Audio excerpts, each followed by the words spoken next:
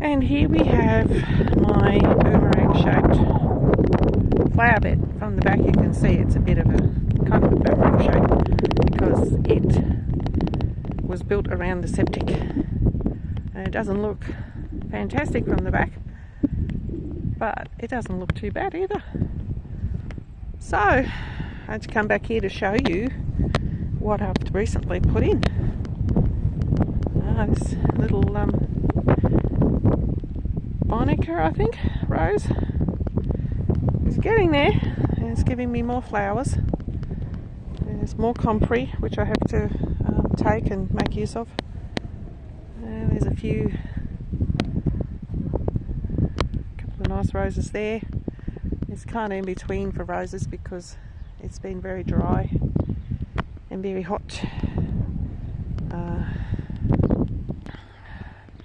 So there's a new addition. It's some sort of Australian native. It's got a label, but I can't remember the name of it. It's unimportant. It's got a job and it needs to grow and fill this gap along with this one, which this one I love because I love the foliage, and hopefully I can keep it alive and it will grow to about the size of these native hibiscus to block out the neighbours, because we like to sit up there in our chairs and we like our privacy. So that's their job. Here's another one that's got a job. It's probably going to grow to the size of one of these bushes, and it will block off this spot, so will give us a bit more privacy, and I think they grow fairly quickly if I can manage to keep it alive. That Wonthaggi wind never lets you down. That's why I don't feel very much, because of the wind. And today is actually a fairly calm day. So hopefully you can hear me. My funny old Aussie accent. That's all my comfrey. I've got it growing all around the back of the bed. So there's plenty of comfrey. I just have to make use of it. And oh well, there's a few roses up there. The wind's making my camera flop around. Flowers weeded. I know it doesn't look like it, but this is pretty good. I love these. Gora. I can't believe the horrible name they give these plants, but they're so nice and they're lovely to watch. That's my little tree forest. There's silver birches in there and a couple of liquid ambers that are doing pretty good actually.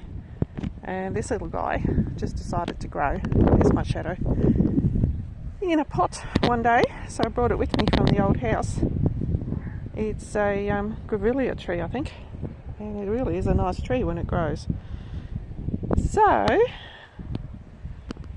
this is the front of the bed. There's a few straggly, sort of sickly looking things down there, but they're not dead, so they get to stay. And that's a very pretty rose there.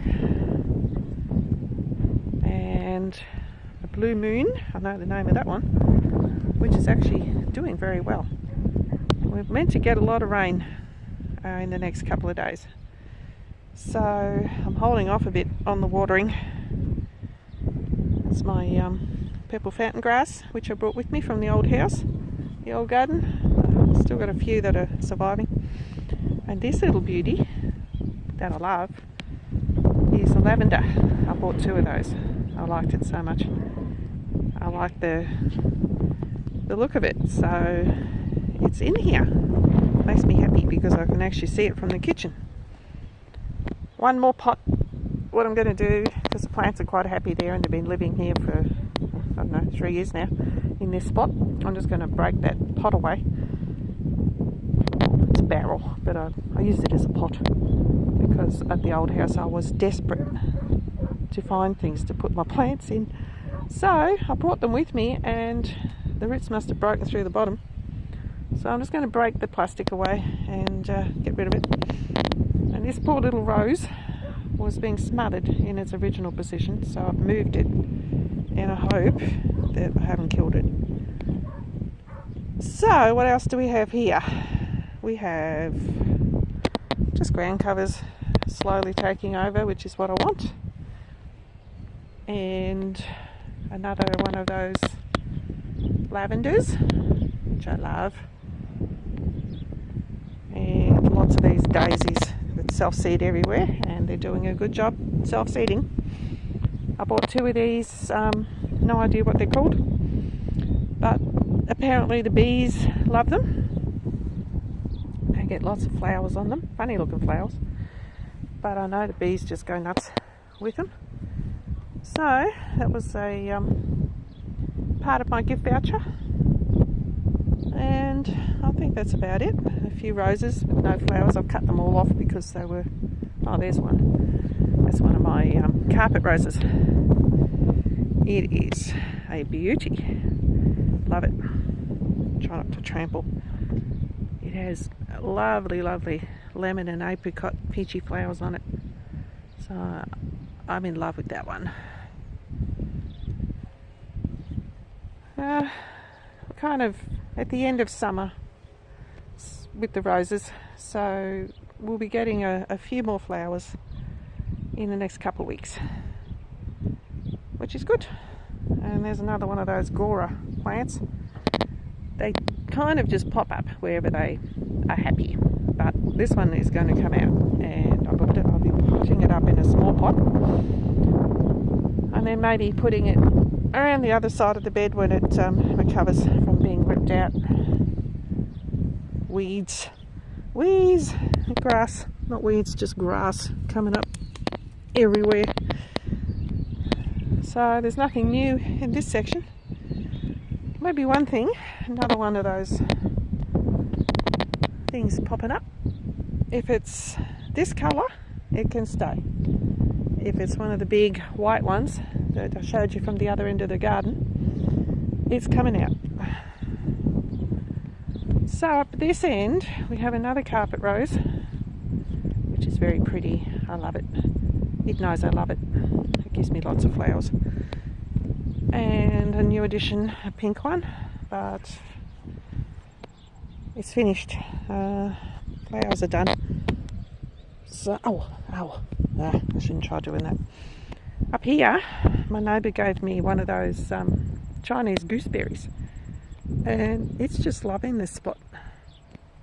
Doesn't get much water, gets all day sun, and it has a lot of little fruits on it. So I've got to get in there, and I'm afraid it died. These died. It's just a silly old geranium anyway. They're not doing too well, so I might start pulling them out because I can't weed in amongst them. And I've got that many of them. There's a very healthy one up the other end there.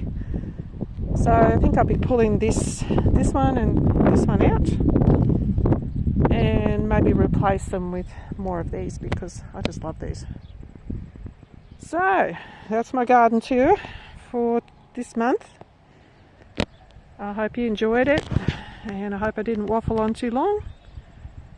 I'll just show you my pots up the front there, and before I forget, you can see the morning sun hitting these bedroom windows, and it gets really hot in there. So I have planted 4 of these, no idea what they're called,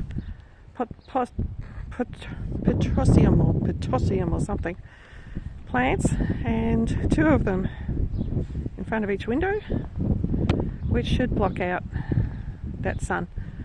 So fingers crossed they grow as quickly as the label says they do. And here I have a few more Australian natives, and there's a bottle brush, which is a really pretty one.